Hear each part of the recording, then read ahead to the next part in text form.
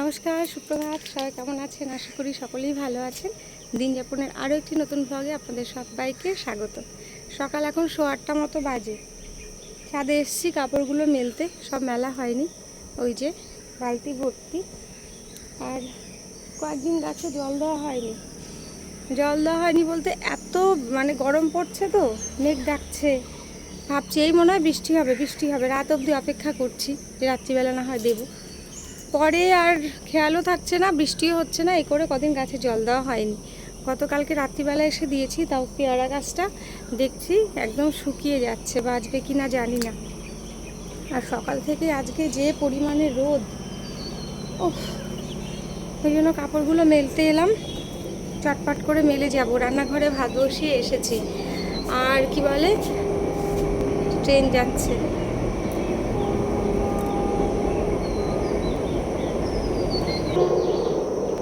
আজকে আমাদের গুড়িয়ার নাচের অনুষ্ঠান আছে সন্ধ্যাবেলা। আর অনেকটা দূর, আমাদের গ্রাম থেকে অনেকটা দূর, একটা গ্রামের শেষ প্রান্তে।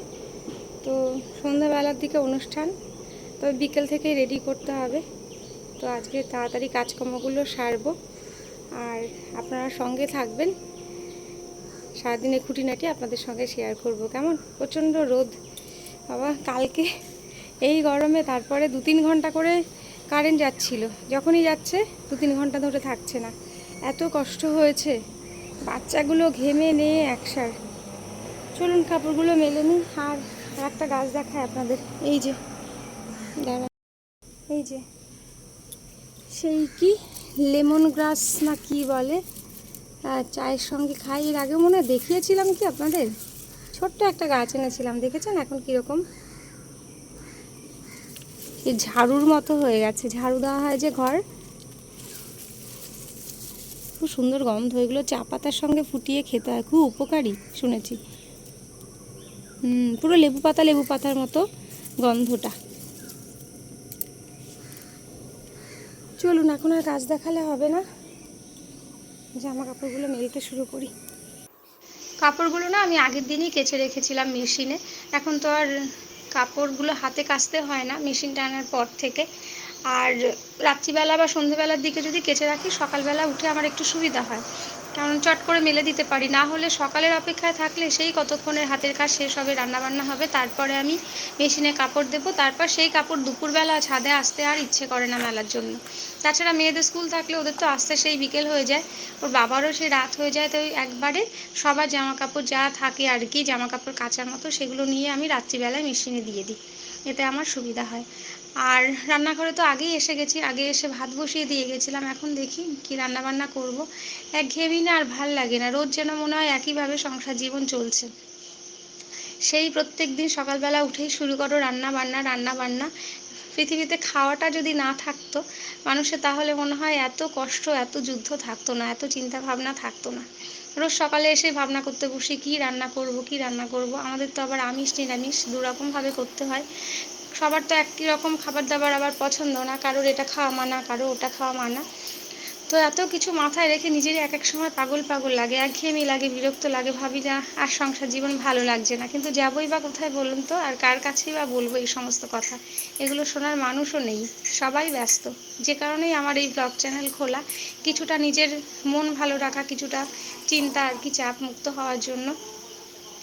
তারপরে যদি নিজের মতো করে একটুখানি কিছু করতে পারি, নিজের তো ভালো লাগেই, মন হালকা তো থাকেই, সেই সাথে যদি নিজের মতো করে কিছু একটা করতে পারি, আপনাদের সাপোর্ট, আপনাদের সহযোগিতা, ভালোবাসা পেলে একদিন হয়তো আমিও দাঁড়িয়ে যাব, সেই স্বপ্নই দেখছি।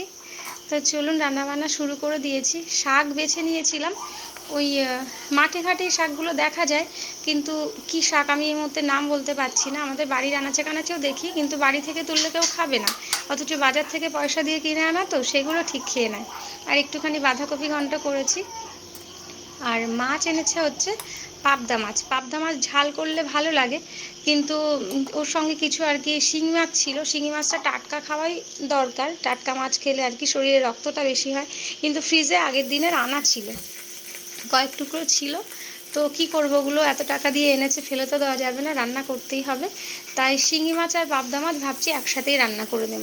ছোটোবেলায় দেখতাম মা ওই কাঁচকলা, আলু, পেঁপে দিয়ে, আদা জিরে দিয়ে পাতলা করে শিঙি মাছের ঝোল করতো, দেখবেন শরীর টরীর খারাপ হলে, কেউ অসুস্থ হলে তাদেরকে ডাক্তার বলতো কিংবা বাড়ির বড়রাও বলতো যে না শিঙি মাছের ঝোল খাওয়া, তাড়াতাড়ি সুস্থ হয়ে যাবে, তাই না?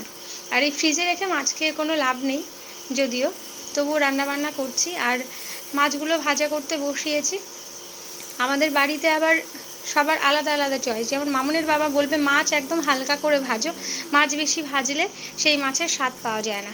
একটা সময় আমিও খুব কড়া করে মাছ ভাজা খেতাম, মানে ঝোলের মাছ হোক বা যে কোনো মাছ, ভাজা মাছ বলুন। কিন্তু এখন আমারও ঠিক মনে হয় যে না, একটু হালকা ভাজা করলে যেন খেতে ভালো লাগে। কিন্তু মামুনের ঠাম্মা আবার হালকা ভাজা করলে সেই মাছ খেতে পারে না। মাঝখান দিয়ে একটুখানি মোটরসাইকেল যাচ্ছে, প্রচণ্ড বিকট শব্দ, যে কারণে একটুখানি শুনতে খারাপ হয়তো লাগবে, আপনাদের ক্ষমা করবেন। তো যেটা বলছিলাম, মামুনের ঠাকমা আবার মাছ হালকা ভাজা করলে খেতে পারে না, তার একটু ঘেন্না ঘেন্না লাগে। তো সে কারণে আবার কিছুটা পরিমাণ মাছ আমাকে কড়া করে ভাজা করতে হয়। এই নিয়ে আর কি ছেলে মায়ের মধ্যে মাঝে মাঝে একটা চলে যে মাছ ভাজা, ও বাবা বলে এরকম মাছ খেয়ে কোনো লাভ আছে, পোড়া পোড়া করে তো কিছুই থাকে না। তো চলুন রান্নাবান্না বসিয়ে দিলাম। আর মাছের ঝোলটা করছি ওই আলু, ঝিঙা, টমেটো এসব দিয়ে পাতলা করে ঝোল করে নেব। বেসিনের মধ্যে কিছু বাসনপত্র আমার ছিল, সেগুলো হাতে হাতে মেজে নিচ্ছি।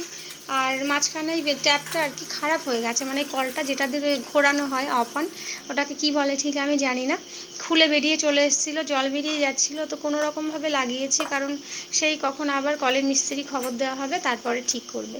আর আগে কি করতাম, আগে হচ্ছে রান্না করতে করতে আমি গ্যাস পরিষ্কার করতাম।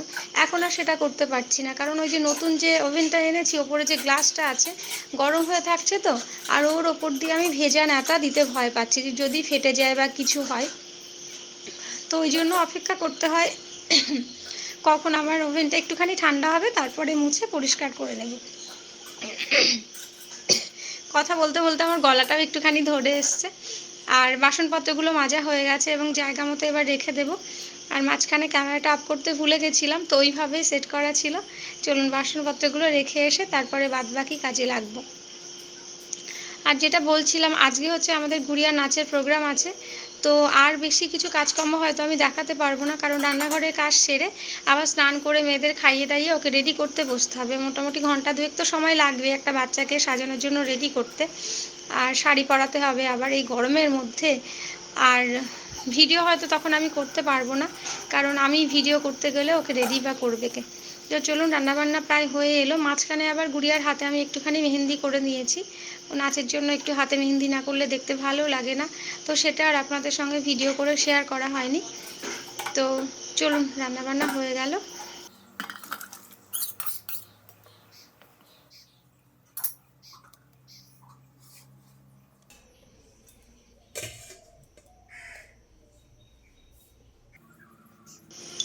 রান্না হয়ে গেছে, সব কিছু গুছিয়ে রেখে এবার রান্নাঘরটা একটুখানি পরিষ্কার করে নেব। আর আগেই তো একটুখানি পরিষ্কার করে নিয়েছি, যে সমস্ত কুটনোকাটি ছিল সেগুলো বাইরে সব দিয়ে এসেছি। তারপরেও মেঝেটা কেমন একটুখানি হয়ে থাকে। আর যে মাসিমা আসেন ঘরদোর মুছতে, তিনি তো সেই সকালবেলা কোনো রকম করে মুছে যান, তারপরে হয় আমার রান্না বান্না। তো তারপরে তো পায়ে পায়ে ধুলো বালি সব রান্নাঘর ভর্তি হয়ে থাকে। তো মোছা আর তখন হয় না, যতটুকু পারি ঝাড় দিয়ে পরিষ্কার করে রাখি। আর গ্যাসটা অনেকটা এখানে পরিষ্কার বলছি, অনেকটাই ঠান্ডা হয়ে গেছে। তো ভাবলাম এখন একবারে মুছে নিই, রাত্রিবেলা আবার অনুষ্ঠান শেষে কখন ফিরবো, কখন এসব পরিষ্কার করব।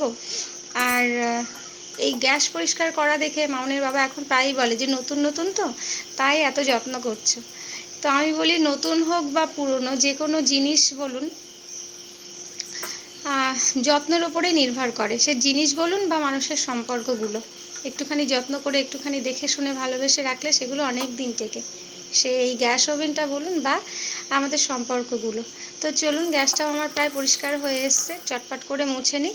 তারপরে যাব আবার মেয়েদের স্নান করাতে, মেয়েদের বলতে গুড়িয়াকে স্নান করাতে। তো স্নান করে খাইয়ে দাইয়ে আবার ওকে রেডি করব।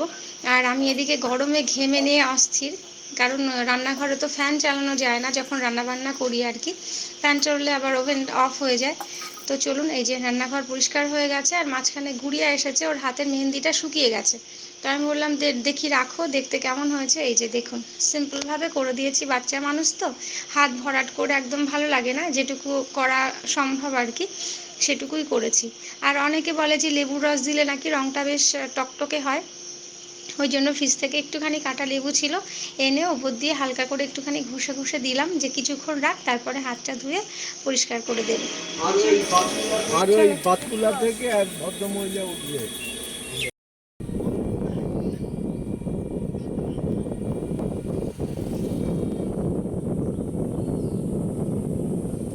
তো চলুন, বিকেলবেলা এখন বিকেলবেলা ঠিক বলবো না, সন্ধে 6টা মতো বাজে, যদিও এখনও বেশ পরিষ্কার।